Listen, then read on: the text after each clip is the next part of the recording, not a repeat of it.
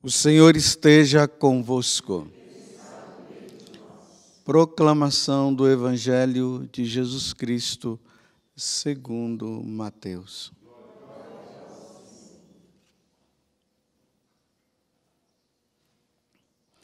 Naquele tempo, enquanto Jesus subia para Jerusalém, ele tomou os 12 discípulos à parte e, durante a caminhada, disse-lhes: Eis que estamos subindo para Jerusalém, e o Filho do Homem será entregue aos sumos sacerdotes e aos mestres da lei.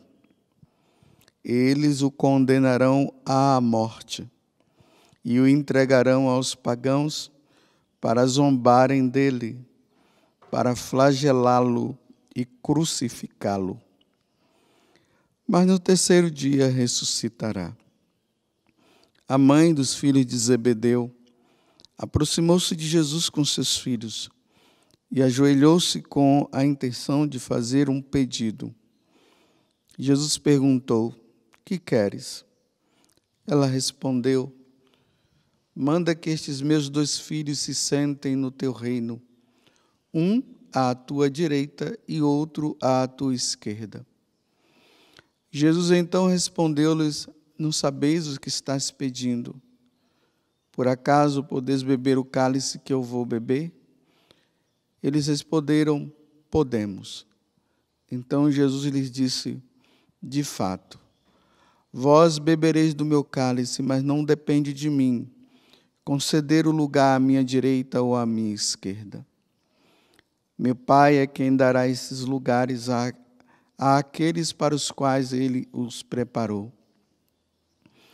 Quando os outros 10 discípulos ouviram isso, ficaram irritados contra os 2 irmãos. Jesus, porém, chamou-os e disse: Vós sabeis que os chefes das nações têm poder sobre elas e os grandes as oprimem. Entre vós não deverá ser assim. Quem quiser tornar-se grande, torne-se vosso servidor. Quem quiser ser o primeiro, seja vosso servo. Pois o Filho do Homem não veio para ser servido, mas para servir e dar a sua vida como resgate em favor de muitos. Palavra da salvação.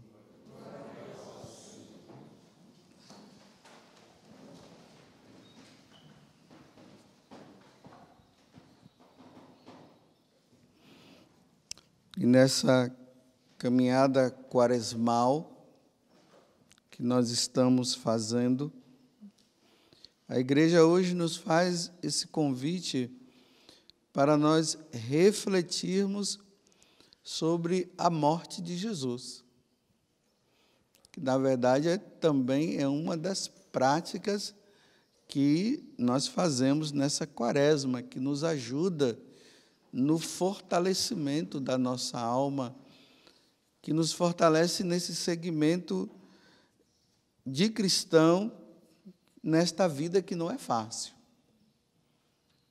Então percebam que Jesus agora ele está tentando conscientizar os apóstolos do que irá acontecer com ele.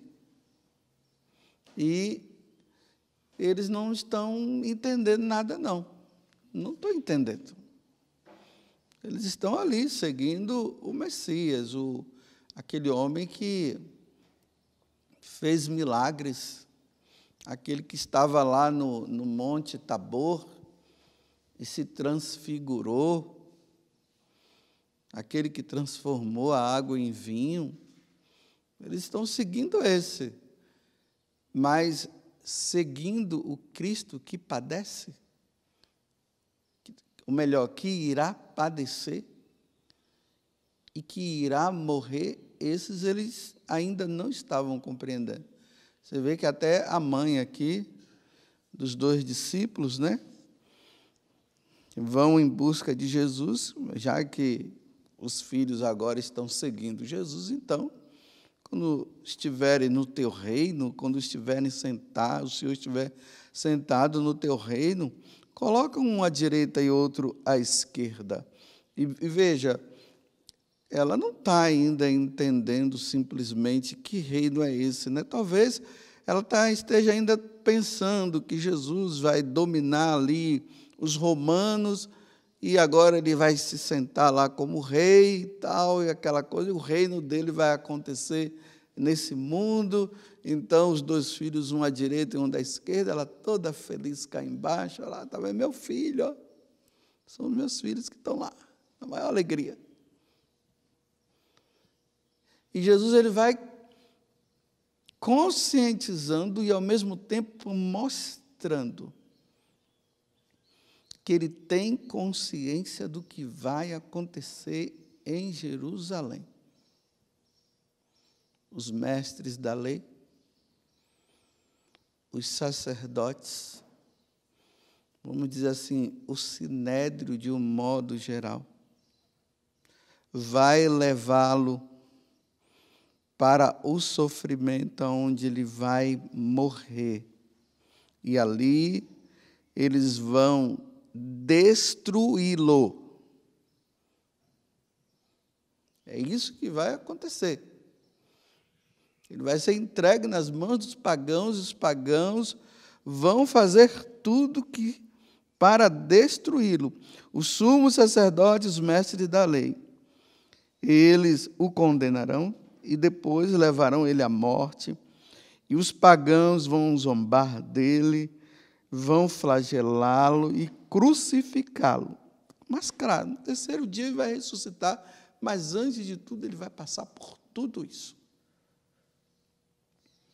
Então, agora, Jesus se vira para a mãe e para os discípulos e pergunta, né, se eles estão dispostos também a viver isso. Vocês estão dispostos a beber do mesmo cálice que ele irá beber? Ah, podemos, mas não estou entendendo, não. Nós podemos. Então, Jesus está, de fato, vós bebereis do mesmo cálice. Mas não depende de mim conceder o lugar à minha direita ou à minha esquerda. Isso é o Pai. O Pai é que vai conceder, Ele é que sabe.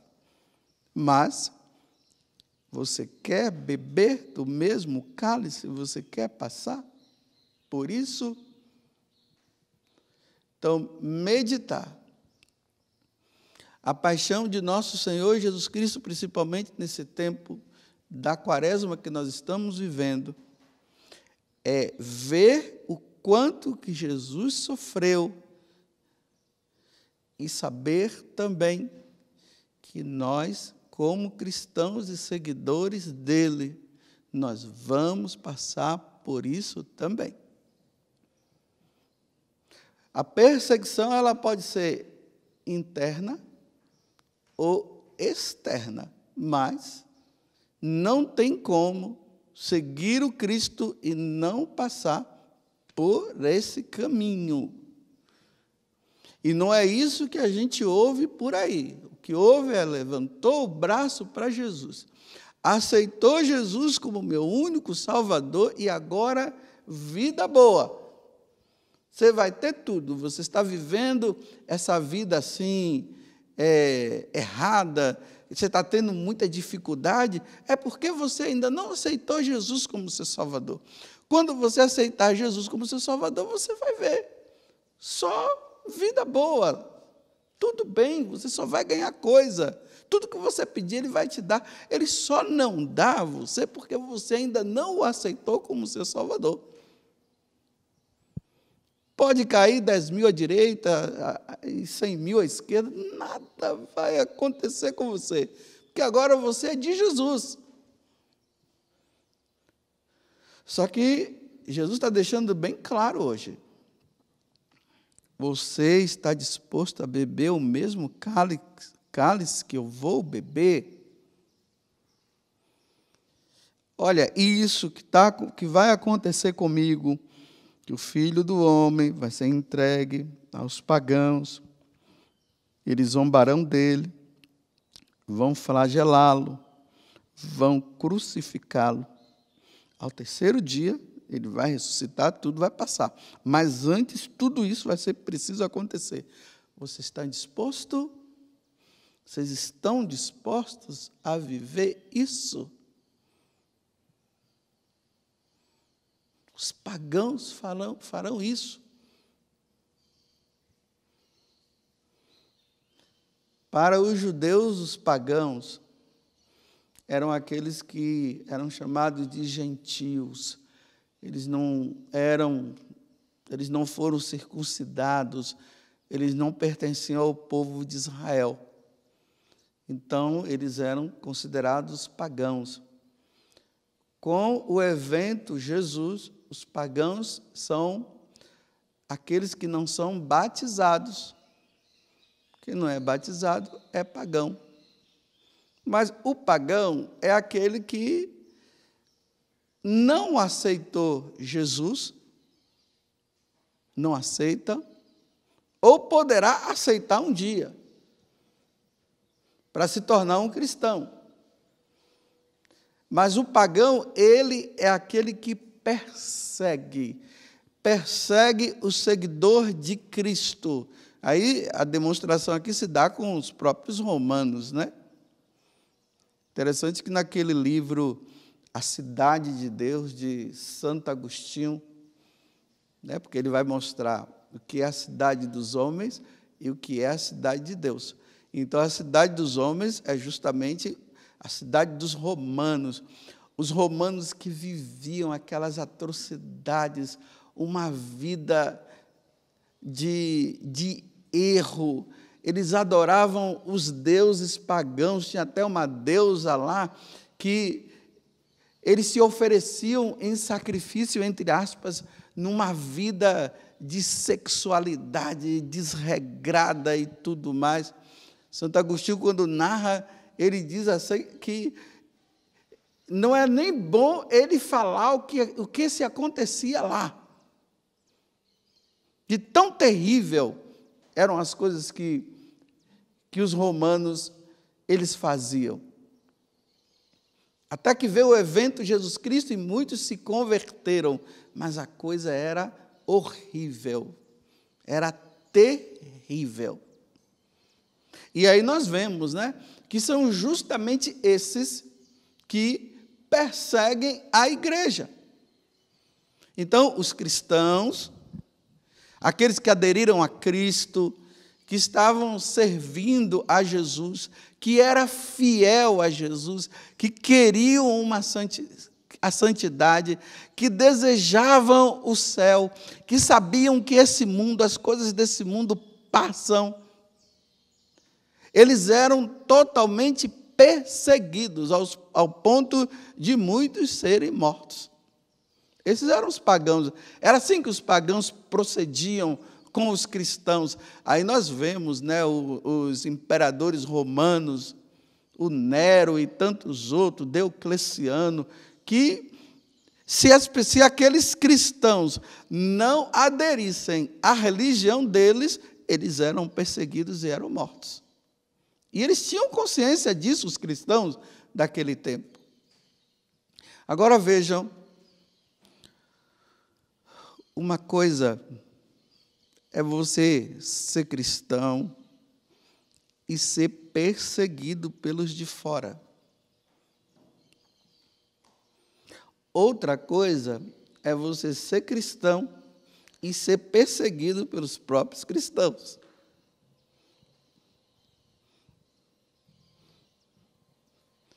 E aí nós temos que entender o seguinte: nós estamos começando a perceber cada vez mais, e isso está ficando cada vez mais visível, que nesta igreja que Jesus disse, lembremos lá no dia da cátedra de São Pedro, que nós comemoramos recentemente, que quando Jesus faz aquela pergunta, no dizer dos homens, quem eu sou? E aí eles vão respondendo, uns dizem que é Elias e tal. Aí Jesus pergunta para ele, e vós, quem dizeis? E vós, depois de ter vivido comigo, nesse tempo todo, quem eu sou? Aí Pedro se ergue e diz, tu és o Cristo, Filho do Deus vivo. Aí Jesus fala, Simão, filho de Jonas, o que você falou não foi simplesmente por você, não. Foi o Pai que te revelou. Tu és Pedro, e sobre essa pedra eu edificarei a minha igreja. E as portas do inferno não prevalecerão como ela. No decorrer do tempo, ficava-se bem distinto quem era o católico e quem era o pagão. O católico era aquele que buscava a santidade, desejava realmente o céu, queria ser fiel a Deus, em busca das virtudes, queriam em tudo, desejavam tudo agradar a Deus. Os pagãos eram totalmente o contrário. Só que agora, cada vez mais, está ficando visível uma coisa, que dentro da própria igreja está se formando um grupo de cristãos pagãos.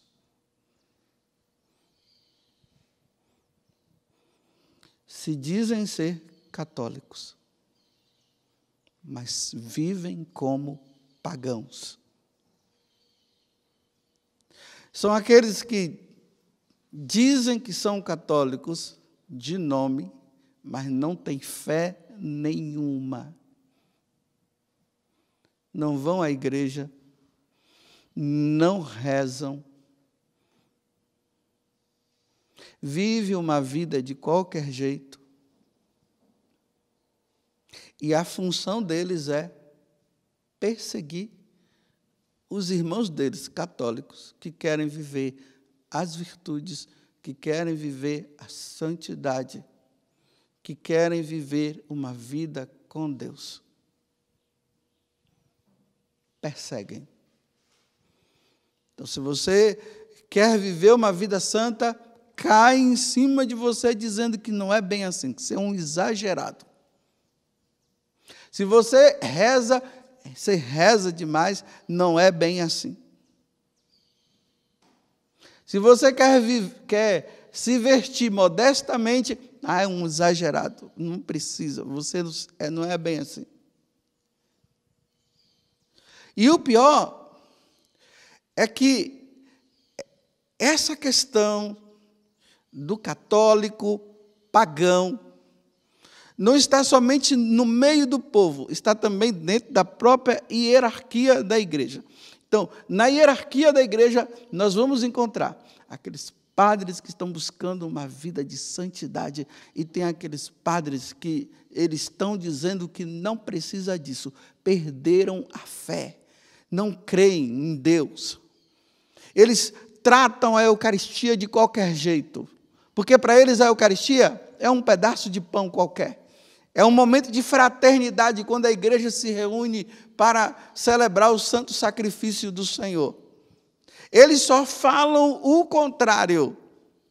Eles já perderam a fé, eles não falam de eternidade, eles não falam de céu, eles não dizem que vai haver condenação para aqueles que não querem servir a Deus. Eles dizem que tudo está bom, tudo é maravilhoso, eles dizem que todo mundo vai se salvar, eles defendem as coisas erradas, e aí vai se gerando uma grande confusão dentro da cabeça daqueles que querem levar uma vida santa, porque apesar de ser uma minoria, mas tem uma capacidade muito grande de usar e de seduzir através das palavras. Você vê que na primeira leitura está falando aqui do sofrimento de Jeremias, e estão dizendo assim, olha, vamos pegá-lo com a língua. Se nós não pegamos ele matando assim, vamos pegar com a língua. Ou seja, vamos usar uma metodologia de fazer a cabeça, de fazer com que eles acabem entendendo que esse discurso nosso é o certo, porque o outro já é ultrapassado. E aí começa a falar, e as pessoas, numa situação de muita dúvida, porque não lê, não se prepara, não tem catequese, acabam se deixando levar. E muitos desses irão ceder. Por quê? Porque esses não sofrem. Esses, eles têm uma vida boa, porque eles fazem, eles vivem e praticam justamente uma religião pagã. Os romanos, eles não eram perseguidos. Quem era perseguido eram os cristãos. Então, nessa religião paganizada existente dentro da igreja, eles acabam perseguindo os que querem ser fiéis. Então, os que são fiéis serão colocados de lado. Aí tem aqueles que, num determinado momento, eles não vão aguentar a perseguição. Por quê? Porque eles acham que, servindo a Deus, nada de mal, nada dessas coisas irão acontecer. Mas aí eles percebem que os que se declaram cristãos, mas levam uma vida de pagão, eles estão numa boa. Aí a pessoa, o que é que ela vai dizer? Eu não aguento mais. Aí vai cedendo, vai cedendo. Aí você percebe, levava uma vida de santidade, agora já não leva mais. Está feliz, entre aspas. E aqueles que estão ali lutando pelas virtudes, lutando pela santidade, perseguidos. Então, tenhamos consciência disso. Assim como eu disse, que Jesus, ele tinha consciência de que, indo para Jerusalém, ele ia passar por tudo isso. Tenham consciência, aqueles que querem viver uma vida piedosa, aqueles que querem viver uma vida santa, será perseguido de todos os lados, porque vão querer uma religião pagã, não uma religião baseada nos princípios de nosso Senhor Jesus Cristo, não uma religião baseada nas virtudes, não uma religião baseada na santidade. É uma religião totalmente contrária, aonde tudo é permitido. Tudo é permitido. Vou repetir. Tudo é permitido.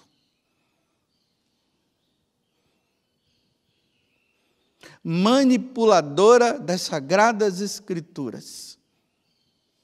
Só pega na Sagrada Escritura o que convém. E consegue até manipular o que está escrito dizendo que não é bem assim. E traduções das Sagradas Escrituras não conforme o original, mas uma tradução conforme as suas próprias conveniências.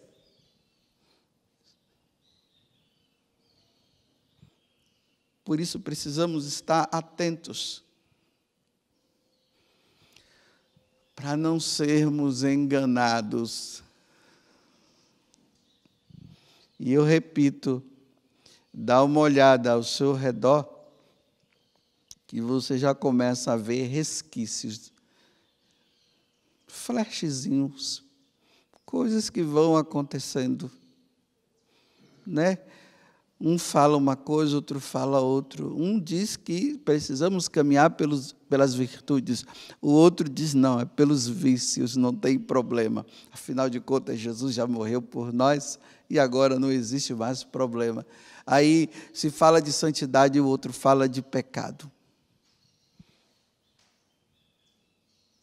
Imagina, eu fiquei assim, escandalizado, quando eu vi uma autoridade da igreja,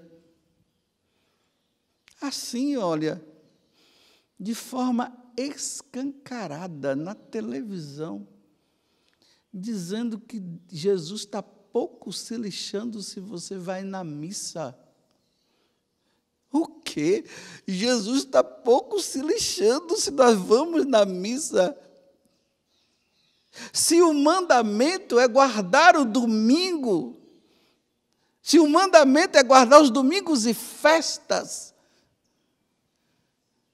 se a missa é tudo para nós, ai de nós se não fosse a missa. Lá em São Gonçalo dos Campos, como eu já falei para vocês, nos meus primeiros anos de padre, tinha o Monsenhor Hermenegildo, que já está na eternidade. Ele dizia assim, italiano, né? Capuchinho. Ele dizia, o mundo só não está pior, porque tem missa. Porque se não tivesse missa, vocês iam ver o poder de Satanás, o que é que ele iria fazer. Então, se com a missa já está assim, imagina sem a missa.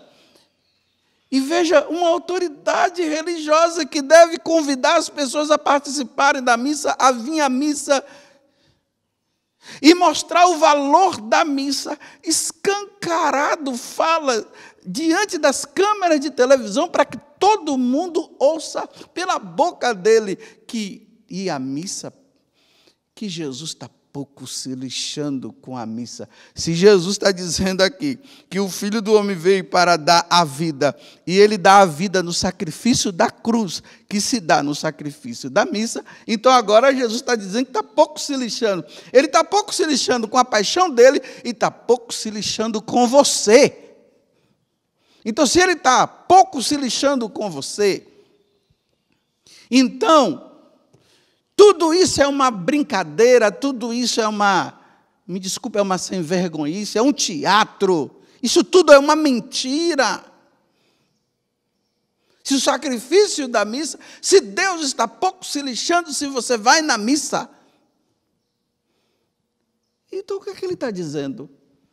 Ele simplesmente disse assim, não precisa ir para a missa não. Bem, se você não for para a missa, você vai para o motel. Se você não for para a missa, você vai para os bordéis. Se você for à missa, vai se divertir, você vai fazer vai fazer pouco caso e deixar de lado. Não é isso que Satanás quer que nós ouçamos? Vindo da boca de uma autoridade.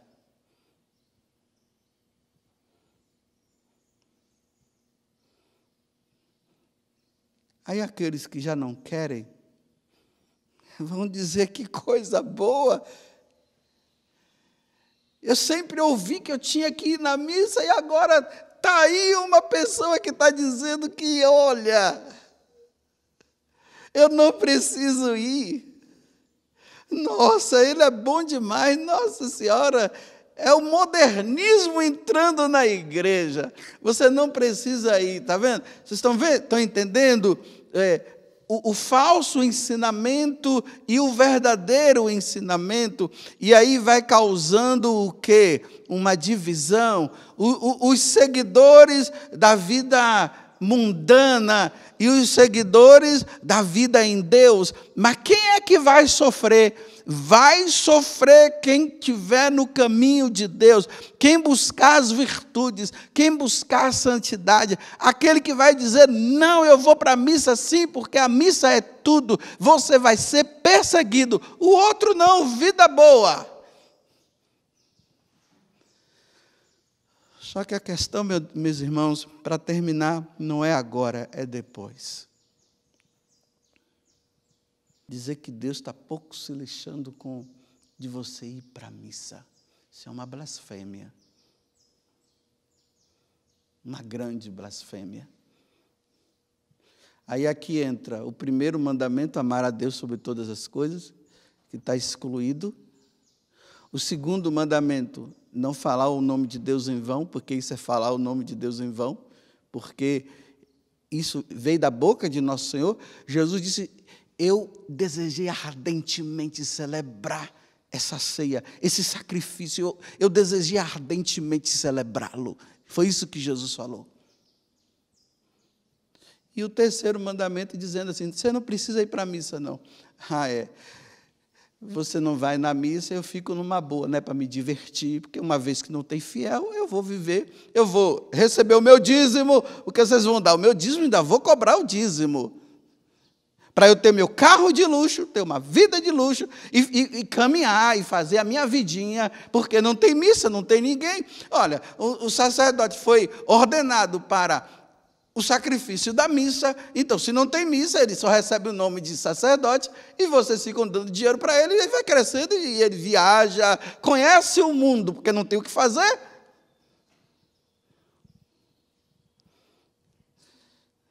É bom rever a vocação, né? Será que eu estou no lugar certo? Louvado seja nosso Senhor Jesus Cristo e a nossa Mãe Maria Santíssima.